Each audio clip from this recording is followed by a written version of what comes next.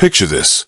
On the very morning she's supposed to walk down the aisle in white silk and lace, a furious mother-in-law dials 911 and screams into the phone that the bride is a scheming gold digger who's about to ruin her son's life. Sirens cut through the soft garden air. Red and blue lights flash across rose bushes and white chairs, and every guest freezes. But the moment those officers step out of their cruiser and see the bride standing there, gown flowing, veil catching the breeze, their entire demeanor shifts. They snap to attention. They raise crisp salutes. And in voices thick with respect, they say one word. Ma'am. The accuser's face drains of every drop of color. If you've ever felt small in someone else's spotlight, ever been sized up and dismissed before you could even speak, this story is going to hit you hard. Hit subscribe and turn on notifications right now, because what happens next on that wedding day will leave your heart racing and your faith in people completely rewritten. Hey everyone, I'm Marilyn, and I still can't quite believe the day I married the man I love also became the day the truth about who I really am came crashing into the open like thunder. This isn't just a wedding story. It's about secrets carried in silence, judgments made in ignorance, and the breathtaking moment when everything you thought you knew flips upside down. Let me take you back to where it all began. 6 months earlier, I was still just Marilyn Chun, kindergarten teacher in a quiet suburb outside Chicago. My alarm went off at 5:45 every morning. I'd brew coffee in a pot I'd bought at a garage sale 3 years earlier, pack my lunch, and drive my 12-year-old hatchback to the little brick school where 23 5-year-olds waited for me to help them navigate crayons, kindness, and the mystery of zippers. Life was small, steady, and deeply satisfying. I never needed spotlights or status. I needed sticky hugs, misspelled notes that said, "I love you, Miss Chun," and the quiet pride of watching a child sound out their first full sentence. Then came that rainy Tuesday. I dashed into my favorite corner coffee shop 10 minutes behind schedule, coins spilling from my palm as I tried to count exact change. Before I could apologize to the barista, a calm voice behind me said, "I've got it." I turned, and there was Cameron, tall, warm brown eyes, wearing a soft gray sweater that somehow looked both ordinary and impossibly well-made. He smiled, not the flashy grin of someone trying to impress, but the gentle curve of someone who was simply happy to help. We started talking. 20 minutes later, I was still standing there, late for school, telling him about Joey, the little boy in my class who was convinced dinosaurs were giant prehistoric chickens. Cameron laughed, really laughed, and something inside me shifted. I wanted more mornings like this one. What I didn't know standing in that coffee line was that Cameron Martinez was quietly one of the richest men alive, founder of a cybersecurity empire valued in the billions. While I was cutting construction paper, he was steering decisions that protected data for governments and corporations across the globe. But in that moment, he was only Cameron, the guy who remembered I took my latte with an extra shot and asked real questions about my day. For months, he shielded me from that other world. He drove sensible cars when he picked me up. We ate at neighborhood diners, watched matinee movies with sticky floors, strolled through parks holding hands like any other couple. When I cooked spaghetti in my cramped kitchen, he acted like I'd served him Michelin star cuisine. He fit so perfectly into my ordinary life that I almost forgot how extraordinary his was. The proposal happened on a lazy Sunday. We were squeezed together on my tiny balcony, sharing coffee and the Sunday comics, when he slid to one knee. The ring was simple, a single elegant diamond that caught the light without shouting. His voice trembled just a little. "Marilyn, you showed me what home feels like. Will you marry me?" I said yes before the question finished hanging in the air. That's when the fairy tale cracked open and something colder slipped inside. The first time I saw the Martinez estate, my breath caught. Iron gates, long curving driveway, fountains catching sunlight, a house so vast it seemed to breathe its own history. Old money, the kind that doesn't need to prove anything because the world has already agreed it matters. Cameron squeezed my hand as we approached the double doors. "They're going to love you," he whispered. "Just be you." Shelly Martinez opened the door like she was granting an audience. Silver hair sculpted to perfection. Cream silk dress that probably cost more than my car. Her smile stayed on her lips, but never touched her eyes. "So you're Marilyn," she said, offering a hand that felt like chilled marble. "Cameron has told us quite a bit." Dinner felt like walking across a frozen lake. One wrong step and everything would give way. Crystal stemware rang softly whenever anyone set down a glass. China plates looked too beautiful to touch. Shelley's questions arrived polite and precise, each one a needle. A kindergarten teacher. "How charming. What are your ambitions beyond the classroom, dear?" "Cameron travels extensively for business. Have you considered how that might fit your lifestyle?" "Surely you've discussed a prenuptial agreement. It's only practical given his position." Every time Cameron tried to steer the conversation, she lifted one manicured finger and redirected it back to me. By the time coffee arrived, I felt 2 inches tall, invisible, and somehow still in the way. After that night, Shelley turned wedding planning into a campaign. Every choice we made, simple wildflower centerpieces, buttercream instead of fondant, an outdoor pavilion instead of a ballroom, she questioned, undermined, or quietly overruled with vendors behind our backs. "Paper plates for guests? Darling, think of the impression. That dress is sweet, but perhaps something more befitting the Martinez name." Later I learned she'd hired a private investigator. Bank records, social media deep dives, surveillance photos. She was hunting for proof I was exactly what she already believed. A climber, a fraud, a threat to her carefully curated dynasty. What Shelley never suspected, what no one suspected, was that I was hiding something. Not greed, not deceit, duty. For 3 months I'd been slipping away at strange hours. Mysterious calls I took in another room.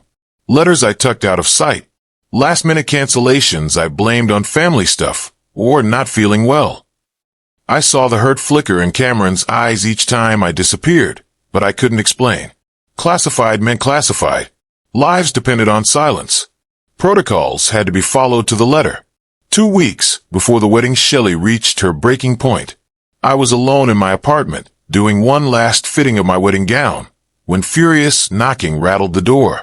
I opened it to find her standing there, cheeks flushed, clutching a thick manila folder like evidence in a trial. She shoved past me without waiting for an invitation. "I knew it," she hissed, slamming the folder onto my coffee table. Photos slid out, me entering nondescript government buildings, leaving medical offices at odd hours. Call logs to secure lines. "I knew you were lying. Whatever kind you're running, it stops now. Call off this wedding. Vanish. Or I swear I'll make sure everyone knows exactly what you are." I stood there in ivory silk and lace, staring at a woman who had already written my entire story without ever asking for a single page. Something inside me didn't break. It hardened. "You don't know me at all," I said, voice low and steady. "I know enough," she snapped. "I know you're deceiving my son. I know you're hiding something dangerous. And I will never let you marry into this family. Over my dead body." She stormed out with a vow ringing in the air. She would stop the wedding no matter what it took. Wedding morning dawned gray and damp, the sky crying the tears I refused to shed. I woke in the small hotel bridal suite, my sister Jenny already wrestling with misplaced flower deliveries and stressed caterers. "Someone called yesterday and tried to cancel everything," she said, voice tight. Claimed to be the mother of the bride. I didn't need to guess who. All morning the sabotage kept coming. The photographer was told the venue had changed. The string quartet received a cancellation text. One by one, Jenny and I called everyone back, reassuring them the wedding was still on, apologizing for the confusion, pretending my heart wasn't splintering under the weight of it all. By the time I zipped up my dress, simple ivory silk, delicate beadwork tracing the neckline, my hands trembled. Not from bridal nerves. From wondering how far Shelley would go to keep me from saying I do. The venue was a modest garden pavilion tucked 20 minutes outside the city. No crystal chandeliers, no 6-tiered cake, just sunlight filtering through oak leaves and white chairs lined in neat rows. Exactly what we wanted. As Jenny drove me there, I watched guests arriving. My world of fellow teachers, neighbors, old friends mingling awkwardly with Cameron's polished circle. Then I saw her. Shelley stood near the entrance, gesturing wildly at 2 uniformed police officers. Even from the parking lot, I could read the triumph on her face. This was it. Her final play. Jenny whispered, What is she doing? My stomach plummeted. I knew. I stepped out of the car, gown brushing gravel, veil lifting in the breeze. Bits of Shelley's voice carried over. Lying to him for months, evidence of illegal activity dangerous. You have to stop this before she destroys him. Cameron rushed toward us, confusion and fury warring on his face. Mom, what the hell? Why are there cops here? I'm protecting you, Shelley said, switching to that measured, reasonable tone she used like armor. She's not who she claims to be, Cameron. I have proof. Guests were turning. Phones lifted. Whispers spread like wildfire. Exactly the public humiliation Shelley had engineered. I didn't run. I walked straight to the officers, head high, heart hammering loud enough I was sure they could hear it. Officers, I said evenly. I'm Marilyn Chun, the bride. I understand there's a complaint. The instant my name left my lips, everything changed. The older officer, a woman with gray-streaked hair and steady eyes, straightened instinctively. Her partner, younger, did the same a heartbeat later. Ma'am, the woman said, and the single word carried weight that made Shelley's smug expression flicker. Could you please state your full name? Marilyn Elizabeth Chen. They exchanged a glance I'd seen across continents, in dusty briefings and quiet airport terminals. Recognition, respect, protocol. The female officer's voice softened with deference. Major Chen. I gave one small nod. Then both officers executed perfect, simultaneous salutes, elbows locked, hands crisp, eyes forward. Not a gesture, a declaration. Shelley's face went bone white.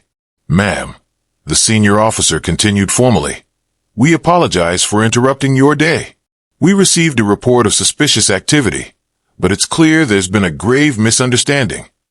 Silence swallowed the garden. Every guest, every vendor, every child holding a flower basket stared. Shelley's mouth worked soundlessly. Cameron looked between us, lost. Marilyn, what is happening?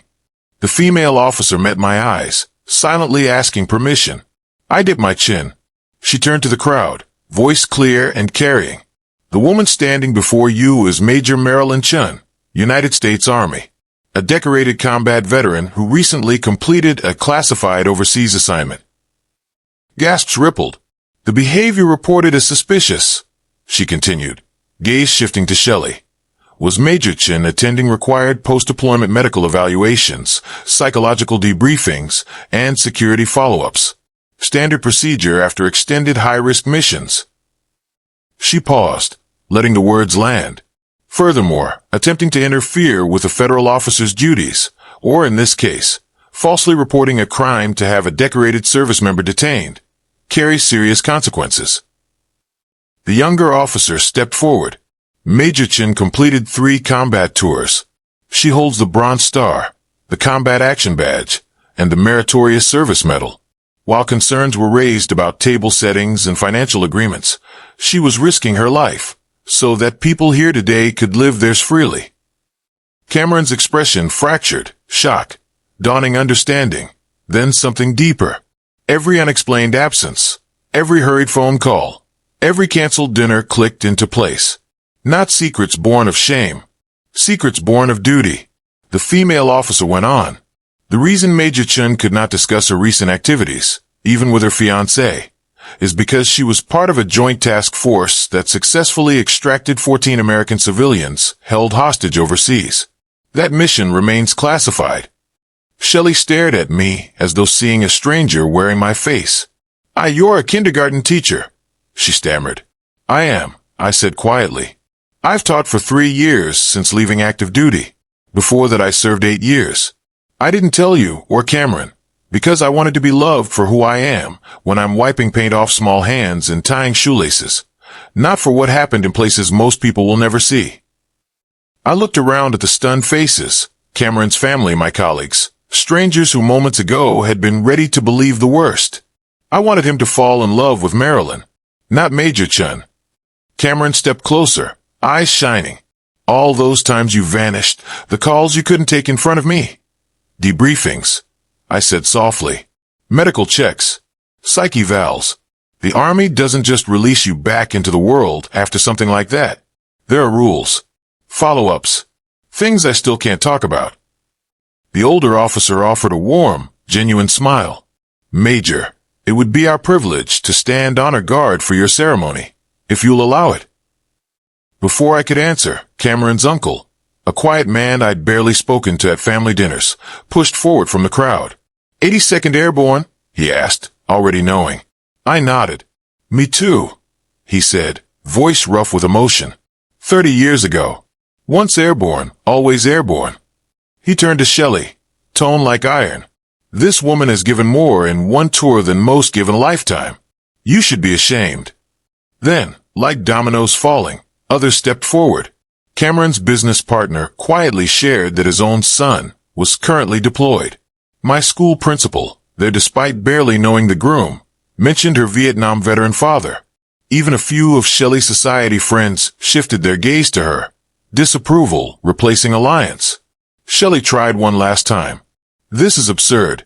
I was protecting my son. How could I have known? You could have asked, Cameron said, voice low and final. You could have trusted my judgment. You could have given the woman I love a chance instead of hiring investigators and calling the police to our wedding. The female officer turned to me again. Ma'am, shall we stay?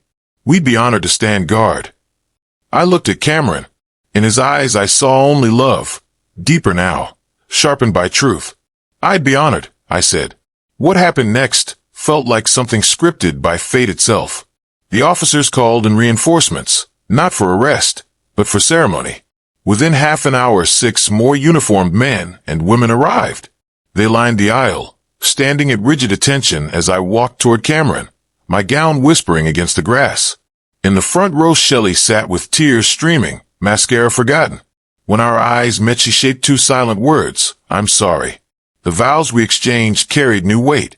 We promised not just love through joy and hardship, but honesty without reservation, trust without conditions, and the courage to see each other clearly. No filters, no assumptions. In mine, I told Cameron there would be no more secrets. The woman he met in a coffee shop was exactly who I was. Only now he knew the rest of the chapters.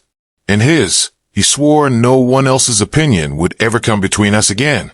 He said he was proud to marry a woman who had served with valor, and who still found magic in teaching a child to read. At the reception, Shelley approached me. She looked smaller, less armored, years older in hours. Marilyn, she began, voice trembling. The apology I owe you is bigger than words can carry. You were trying to protect him, I said gently. I understand. No, she shook her head. I wasn't protecting Cameron. I was protecting my version of his future. I was so busy deciding what you weren't that I never asked who you are. She glanced across the lawn to where her son danced with his new wife, surrounded by laughter, clinking glasses, and the quiet presence of uniformed officers who had chosen to stay and celebrate. I've spent my life surrounded by people who measure worth in dollars and addresses. I forgot there are better metrics. For the first time, her eyes held real respect. Thank you for your service, Major Chen. And thank you for making my son happier than I've ever seen him. 6 months later, Cameron and I sat at the kitchen table of our new home. Cozy, warm, bigger than my old apartment, but nothing like the estate. Shelley had become a frequent visitor.